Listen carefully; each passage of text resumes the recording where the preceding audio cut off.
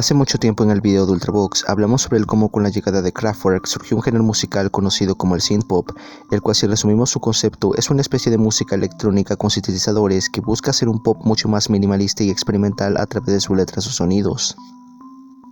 Durante los 70s existieron proyectos muy interesantes que buscaban crear este tipo de sonido. Un ejemplo de ello fue la banda de Gary Numan, Chihuahua Army, la cual solo nos dejó 2 trabajos, pero que influenció a varias bandas de synthpop en el futuro y que revolucionó la música electrónica. La vida de Gary Numan era algo divertida al igual que interesante. Su verdadero nombre era Gary Anthony James Webb, el cual le llamaremos Gary Webb a partir de toda la historia. Gary era hijo de un chofer de bus, el cual trabajaba dentro de un aeropuerto. Había sido educado en el Forum Junior School, donde llegó a trabajar también en su adolescencia en una empresa de aire acondicionado. Se encaminó al mundo de la música cuando su padre le regaló una guitarra Gibson Les Paul. Esta guitarra sería un regalo el cual conservó como un tesoro dentro de su vida, y con el que empezó a adentrarse al mundo de la música. Junto con su tío Jess Ledger llegó a formar varias bandas en las que llegó a tocar. La primera de ellas, llamada Mean Street, basada en el nombre de la película de Martin Scorsese. La segunda, llamada The Lasers, que era una banda de punk rock. En aquel entonces el seudónimo de Gary Webb sería Valerian, inspirado en el cómic francés llamado Valerian à l'Averline. Sin embargo, su nombre artístico sería cambiado por Gary Numan. Este nombre había sido recogido cuando leía las páginas amarillas de guías telefónicas de empresas y encontró el nombre de una empresa de fontanería llamada A. Newman. Para 1977, tanto Gary Numan, Jess Ledger como Paul Gardiner, que pertenecían a su última banda The Lasers, reconocieron un espiritista afín el uno al otro, por lo que años más tarde dejaron The Lasers y formaron Chihuahua Army, un nombre inspirado por las historias de grupos itinerarios de matones que estaban en los subterráneos de Londres e iban a menudo a subirse a los vagones y les quitaban a los pasajeros su dinero y abandonaban la estación. En ese entonces comenzaban a aparecer los sellos discográficos independientes en contra de la política capitalista de los sellos comerciales, gracias al hazlo tú mismo, que era una filosofía que provenía de los punks. En Fulham, por ejemplo, se creó el sello discográfico Beggars Banquet, fundado por Martin Mills y Nick Austin. El nombre del sello estaba inspirado del famoso disco de Rolling Stones, el cual llevaba el mismo nombre del disco. En aquel entonces el sello era muy nuevo y solo habían lanzado un sencillo a una banda de punk rock llamada The Lurkers, con una canción titulada Shadow y otra canción llamada Love Story como lado B del sencillo, por lo que Beggars Banquet estaba en busca de nuevos talentos. Fue en ese entonces cuando Gary Numan y los miembros de Chihuahua Army tocaron la puerta del sello discográfico para terminar de ser fichados, siendo esta la apuesta más grande del sello. Para 1978, el sello lanzó 2 sencillos, el primero That's Too Bad y el segundo Bombers.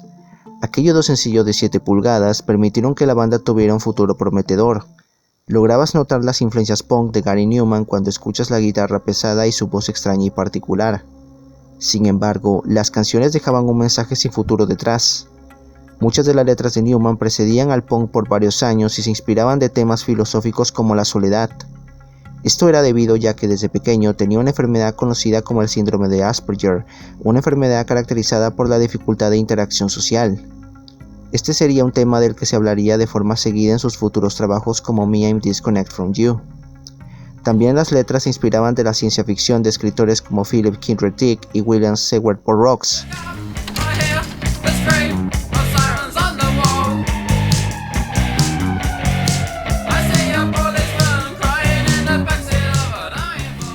En ese entonces, a pesar de que su padre nunca le gustó la idea de que se convirtiera en una estrella de rock, el amante por David Bowie aspiraba a ser algo más que un artista. Él deseaba ser famoso como muchos otros. Para ello sabía que necesitaba actuar en el escenario para convertirse en ello. Desafortunadamente, Chihuahua Army no fue lo que podría llamarse prolífica en el circuito en vivo. El mismo Numan atribuye esto al temor de una audiencia a menudo impredecible y ocasionalmente violenta en espacios tan cerrados. Habían llegado a tocar en The Roxy, donde antes el club antiguamente había presentado sus anteriores bandas como Mean Street, The Lasers y Open Shore, que era la banda de Sean Burke y Barry Band, también miembros de Chihuahua Army. Estos shows en vivo fueron presentados en julio y octubre de 1977, tocando con otra banda conocida como X-Ray Spex. Sin embargo, mientras The Roxy continuaba presentando bandas punks hasta su cierre, Chihuahua Army cerró las puertas a más conciertos. Hay poca información relacionada a los conciertos que había hecho la banda.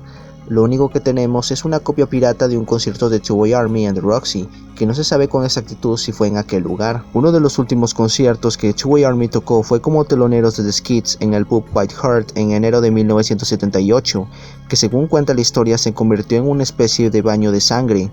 Este evento hizo que la banda se separara aún más del punk, el cual estaba entrando en decadencia. Gary, desilusionado con el punk en su totalidad, determinó el cambio de dirección y dentro del debacle de The Skids en un mes, Two Way Army estaba de vuelta en el estudio para grabar el nuevo álbum. Para esa época, la banda empezó a experimentar también con los sintetizadores. Grabada entre julio y agosto de 1978, se lanzó el álbum homónimo Two Way Army. Este álbum abandonó en gran parte los 3 acordes y produjo un trabajo que, en muchos aspectos, era un prototipo del movimiento electrónico que se convertiría en dominante 2 años más tarde, esto gracias a Gary Numan. Era una ecléctica mezcla de guitarras, ambas eléctricas y acústicas, baterías y los sintetizadores recientemente descubiertos. El álbum homónimo era un disco diferente, con temas como Listen to the Sirens, Every Day I Die o Joe the Waiter. Eran temas que podrían haber sido familiar para cualquiera quien haya visto a la banda en pubs y clubs en los 12 meses previos antes de sacar el álbum.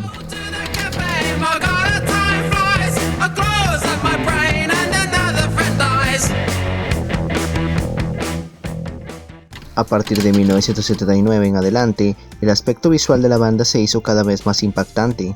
El mismo Gary Numan jugó con un papel decisivo en esta tendencia, con la reintroducción de equipos de iluminación masivos y looks llamativos tanto para él como para su banda. El punto de inflexión se produjo con una aparición en directo en el enormemente influyente Hollywood Result Test, de la que queda muy claro que Gary Numan estaba ofreciendo algo bastante inusual, con su nuevo material que saldría en su segundo álbum llamado Réplicas. En su segundo álbum vemos las notorias influencias de los trabajos de bandas de artistas como David Bowie, Ultravox o Kraftwerk, y es algo curioso ya que el disco llegó a ser completado en una sola semana. Este fue el trabajo que logró que la banda estuviera posicionada en la música electrónica y un cambio a la industria de la música. Aquí se incluían sus 3 clásicas canciones como Down in the Park, Me I'm Disconnect From You y la canción clásica de la banda Our Friends Electric. La portada del álbum estaba inspirada, al igual que las canciones, en la ciencia ficción de escritores como Philip K. Dick. En Me I'm Disconnect From You, por ejemplo, vemos esos temas como la soledad y de estar desconectado en la sociedad de lo que uno está rodeado.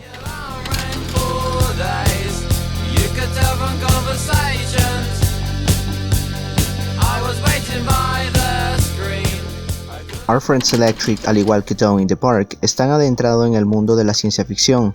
Por un lado, Our Friends Electric nos narra la historia de un hombre el cual se distancia de los seres humanos y comienza a vivir con robots, mientras que Down in the Park habla sobre la exterminación de la raza humana y un tema que sigue vivo a día de hoy, tanto en las películas como en las noticias sobre la aterradora predicción de que los robots algún día reemplazarán a los humanos, provocando la inexistencia de la humanidad.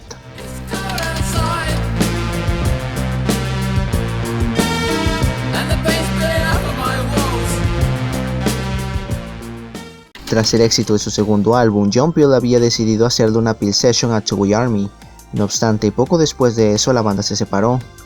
Sin embargo, para los próximos trabajos de Gary Numan como solista, los miembros de Two Way Army seguirían tocando con él, solo que sin el nombre de la banda, pero esa es otra historia de la que hablaremos más adelante.